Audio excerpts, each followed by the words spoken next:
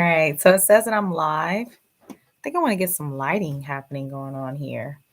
It has a weird, let's see if I can get light here with my jug.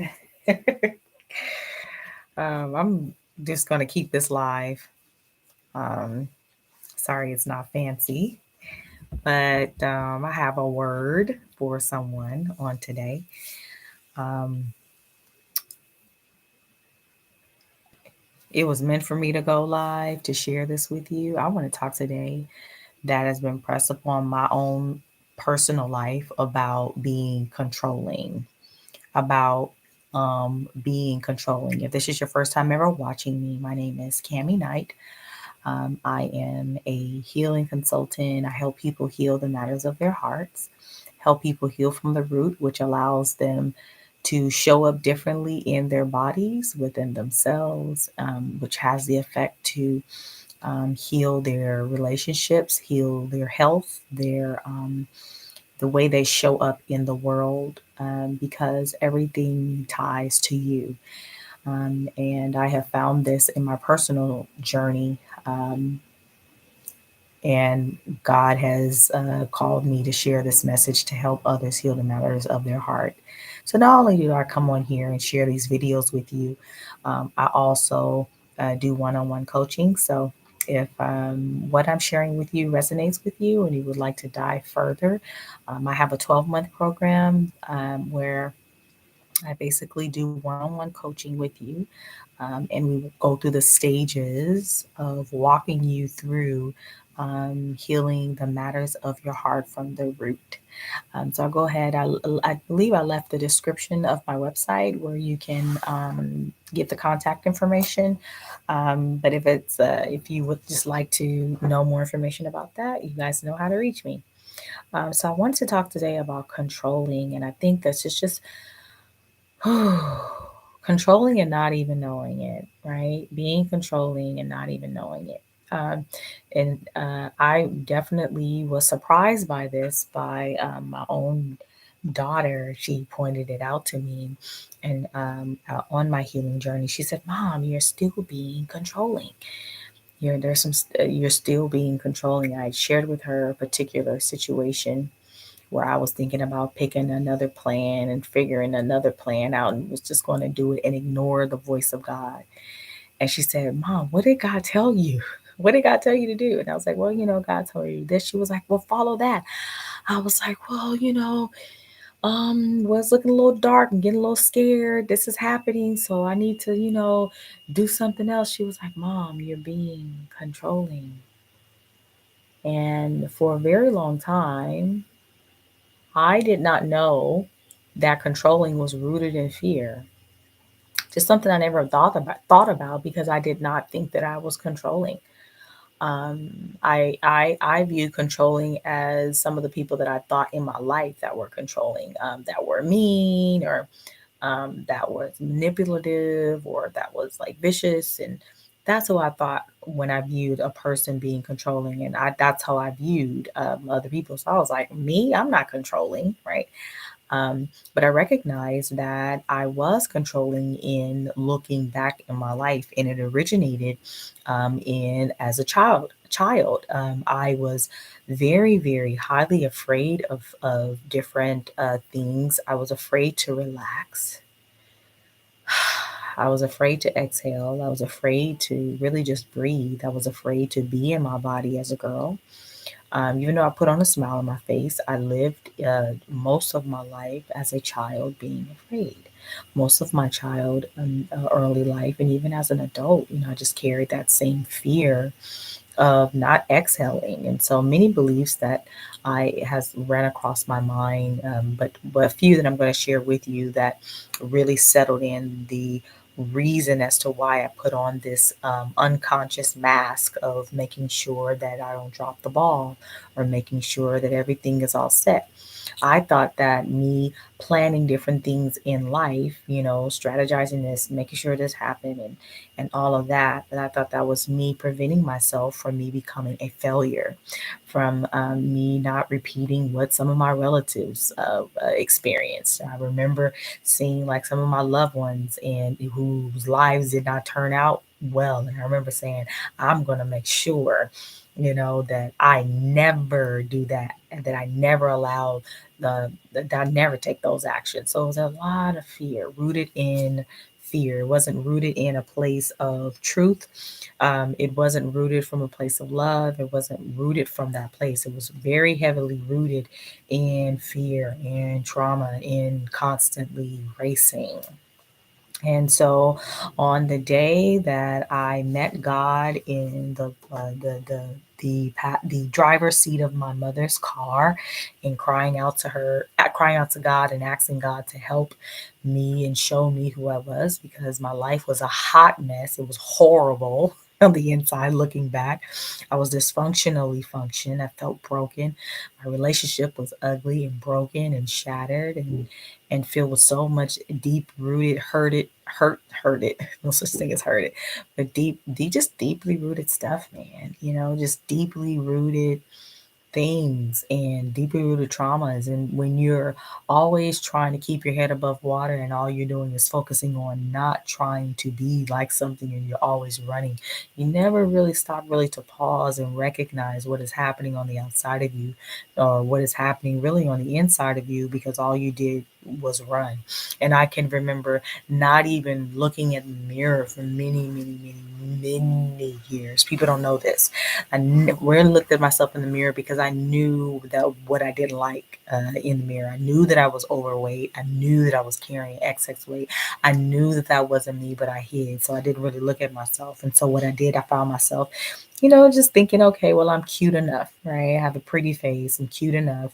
And I can show up as that. The deep part of me, the intimate part of me, was never truly satisfied with looking at myself in the mirror.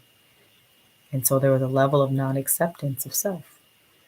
And even though I was loved and I felt loved, I knew people loved me. I knew that I was loved. I knew that I was.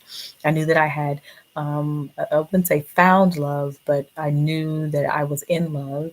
And I knew that there was a part of me that was extremely special. And there, even in the deep part of me, I also at the same time still felt worthy of love.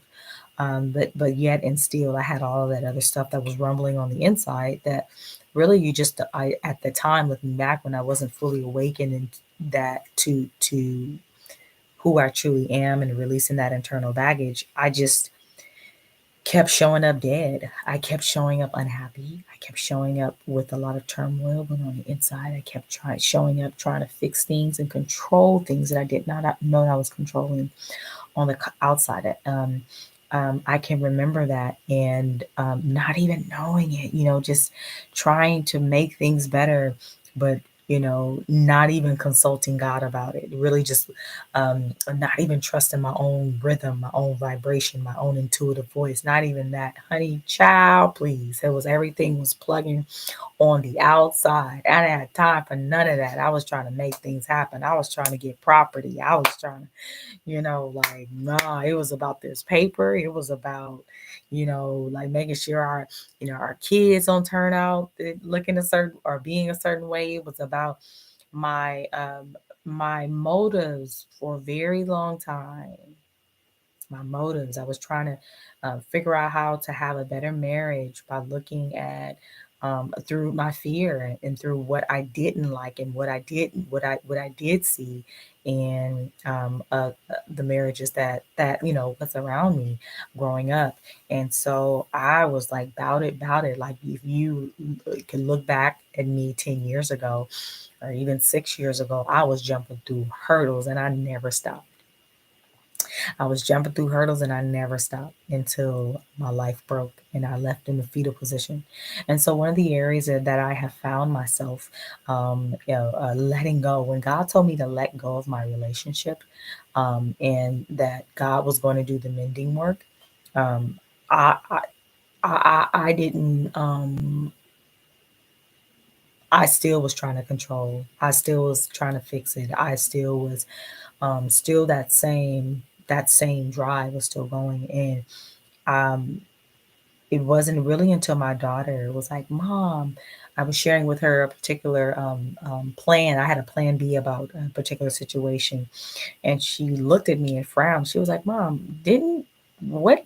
Wait, didn't you just tell me that God told you this, but you're making a decision to do that?" And I was like, "Yeah." She was like, "Well, you're being controlling again." And I was like, "I am?" She said, "Yes, you're being controlling again."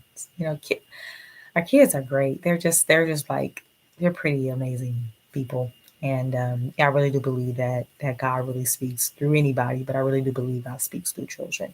And on that day, God spoke through my daughter. Many times God speaks through my daughters. But that particular time, God spoke to my oldest daughter, and she was like, "Mom, you're still trying to be controlling." I was like, "Wow." And controlling is rooted in fear, and I experienced a lot of fear in my past. I experienced a lot of things that shocked me. I experienced a lot of, I would say, unnecessary pain. Sometimes when you think you have to hold on to things, or sometimes you think you have to, since you think if nobody else does it, you have to be the one to do it, so you're afraid. And so the effects of that was me feeling like I had to be in control. And even when you think of like when I thought of life, when I thought of success, I remember, you know, my dad saying, make sure you got to make sure you don't let no N word. Um, did you take care of yourself? You make sure you don't let no man, but he didn't say man. You get the point.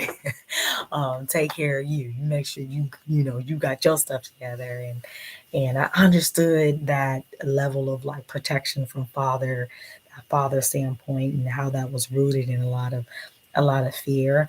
I can think about even like society. It's like um, this robotic thing to keep going and nonstop and steady going at it and never stop. So because you're going to lose out on life, if you don't have, what is it? Is that still the dream for some people?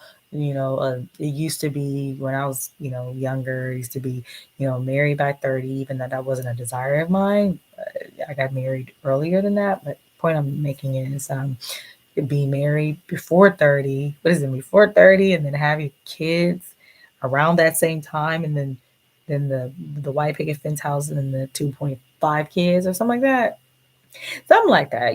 Like these point I'm saying is sometimes these unconscious, unrealistic images or expectations of how we have been taught or validated of what happiness is, what success or validation of you made it is. And it really subliminally sets, if we're not aware, it sets in our childhood. It sets there, and we think we are anchored in that, and that becomes our identity. But in truth, it is a false sense of identity. And that's what God was showing me 6 years ago. That all those, layers and me feeling I have to control and all of that stuff was rooted in just that false sense of identity. So it was up to me to be willing to just constantly stay connected to God, stay connected to the divine, to stay connected and go with that flow. And that was hard as the HE double hockey sticks. I ain't gonna lie to you. There's a resistance when you've been rooted in just so much of that internal baggage. And the beauty of that, when I experience pain or and hurt in my relationship, it was my very defining awakening and my very defining moment for me, where God began showing me. Because in marriage, in relationship, but in marriage in particular, how I have experienced it, that it is a huge mirror. And oftentimes that mirror for me was really it not only was a wake up call, but it was a wake up call to heal and be free. Like, not just like show you your stuff and then you just stay stuck. No, it's for you to see the internal baggage so that you can be free, because freedom is possible, but everything starts with you. And so it's uprooting that baggage. So in short, as I close, If you find yourself being controlling, or if you feel that, people are always saying that you're being controlling, let's examine. And if you're ready to shift and examine that, let's say, okay, well, why do I feel like I have to be controlling? Why do I feel that I have to be that? Where is that originated from? And then identifying that fear, recognizing it, writing it out, and being willing to choose to release it and let it go. And sometimes our experiences will validate why we should feel controlling, right? I know I was like that. You're not going to run over me. You're not about to, oh, that was real strong. But guess what? Guess who got tired of it? Guess who got tired of it? I did. I got tired of that. Wasn't me. I was dimming my own light. I was, not the experience, not the people who I love the most, not in my marriage. No, those were divine awakenings. Those were wake up calls for me to heal me, for God to show me who I truly am, for me to walk in that freedom and light, not to constantly repeat that rotation of struggle and fear, and that constant same old story, and that constant same old space of hurt, and that constant same old space of betrayal, or that same old space of why me, or that same old space of like it's never enough. It's that same, no. And I recognize that it can start now, and you can start now. And it's all about simply being aware. You got to be aware of the self-sabotager in you, or as Eckhart Tolle calls it, the pain body. You got to be aware of that. And being aware of that is everything. Being aware of it and not allowing it to penetrate inside of you and set a root within you and let it expand, right? And it's like a parasite. Right? You show up as this like, I'll come back with a vengeance. No, don't do that. And so, I'm reminded of a verse as I close. When Jesus came, he talked about, for my yoke is easy and my burden is light. Even Jesus talks about letting go. Like, give that to God. Cast your cares upon me, for I care for you. And then there's a level of responsibility that one must take to be aware of the things that would try to keep you in bondage, or to keep you in fear, to keep that parasite swelling, and for you to constantly show up as that. So being constantly aware over your heart, aware over your mind, and over your spirit, and over your soul. Let me know if this video resonates with you, if it helps you at all. If you have any questions or would like to hear more on this topic, go ahead and click like and subscribe. And that's all I got. Bye.